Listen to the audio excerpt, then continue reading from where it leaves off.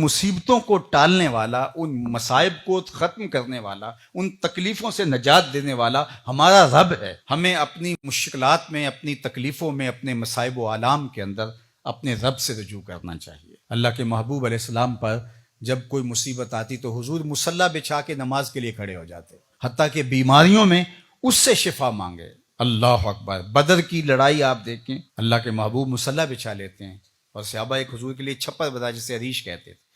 اور اس کے نیچے حضور بیٹھ جاتے ہیں اور الہا زاری کرتے ہیں، اور ساری رات حضور کی الہا زاری میں گزرتی ہے، حتیٰ کہ حضور کی مبارک چادر سر سے سرک کے کندھوں پہ آ جاتی ہے اور کندھے سے سرک کے حضور کے مبارک کمر پہ آ جاتی ہے، اور صدیق اکبر رضی اللہ تعالیٰ عنہ بار بار کندھوں پہ اور سر پہ ڈالتے ہیں اور کہتے ہیں حسبک اللہ، آپ کے لیے اللہ کافی ہے، حضور بس کیجئے۔ لیکن حضور بار بار اللہ کے حضور عرض گزار ہوتے ہیں، اور پھر اس کے بعد صبح جب میدان کارزار میں ہیں تو پوری قوت کے ساتھ اللہ کے محبوب کفار کے خلاف ڈٹ جاتے ہیں۔ تو ہمارا رجوع اللہ، اللہ کے ساتھ ربط اور اس پر توکل، اس پر بھروسہ، اسی سے مانگنا، اسی کی حضور اپنی ضرورتوں کو پیش کرنا، یہ اگر ہو جائے تو اس کا نتیجہ یہ ہوتا ہے کہ ہمیں شرح صدر نصیب ہو جاتا ہے، چونکہ مشکلات کو، مصائب کو، آلام کو، تکلیفوں کو، دکھوں کو